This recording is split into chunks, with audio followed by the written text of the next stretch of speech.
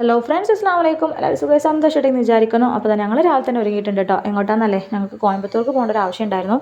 അപ്പോൾ പുറത്ത് പോകണമെന്ന് പറഞ്ഞപ്പോൾ തന്നെ രണ്ടാൾ റെഡി ആയിട്ടുണ്ട്. കൂളിംഗ് ഗ്ലാസും വാച്ചൊക്കെ കെട്ടിയിട്ട് ഒരു മടിയില്ലാതെ വേഗം ഷെഡപ്പടയെന്ന് റെഡി ആയിട്ടോ. അങ്ങനത്തെ ഞങ്ങൾ പോകാനൊരുങ്ങി. നേരത്തെ രാവിലെ പോയ വേഗം വരാമെന്ന് വിചാരിച്ചിട്ടാണ് വേഗം ഇറങ്ങിയത് കേട്ടോ. അങ്ങനത്തെ യൂണിവേഴ്സിറ്റിയിൽ എത്തിയിട്ടുണ്ട്. എൻ്റെ സർട്ടിഫിക്കറ്റിൻ്റെ കാര്യത്തിന് വേണ്ടിയിട്ടാണ്.